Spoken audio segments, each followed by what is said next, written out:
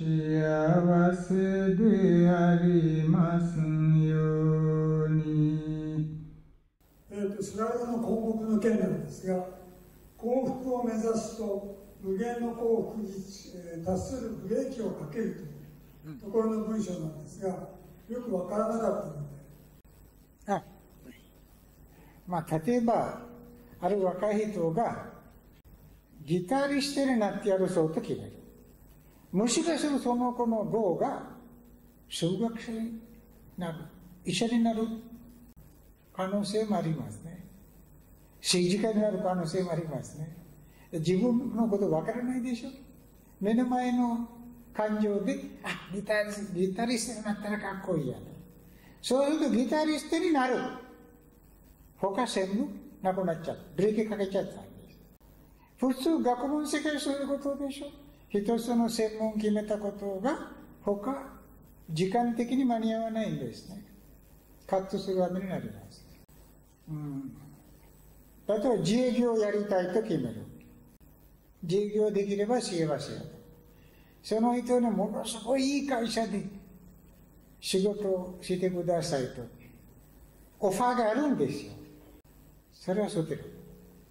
もしかするとその仕事に就いたらものすごい幸せになって幸福になる可能性もあります。だからそうやって自分がその時の感情で決めた幸福概念でどこまでできるのかっていう能力を伸ばすことはできなくなるんです。だから私はリミットつけてはいけませんと言ってるんです。ある若い子に言ったんですよ。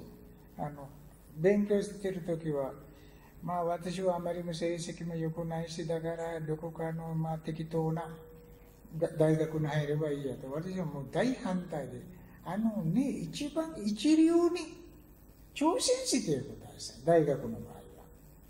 何よ、俺はできませんよ。だから頑張ってみなさいと。一流の大学に行ったってわけいくしか受験するんだから。そうすると、一流は落第するかもしれませんよ、東大は。いいんです。自分の能力のギリギリのところの大学に入るんですね。最初からどこかの地方大学で、試験で自分の番号だけ書けば合格大学に入ったら私そういうふうにからかったんですね。あなた選んだ大学はね、試験に答えなくていいよ。しっかりとあなたの番号を書いてください。それで大丈夫で合格。だからなんで私はその若い子をけなったかというと、この幸福にリミットをつけてるんですね。だから伸ばせるならば、伸ばせるギリギリまで伸ばってほしい。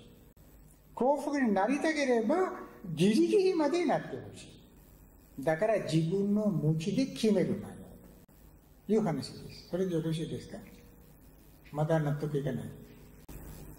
では、どうすればいい？リミット作れない。だから私は言ったでしょ。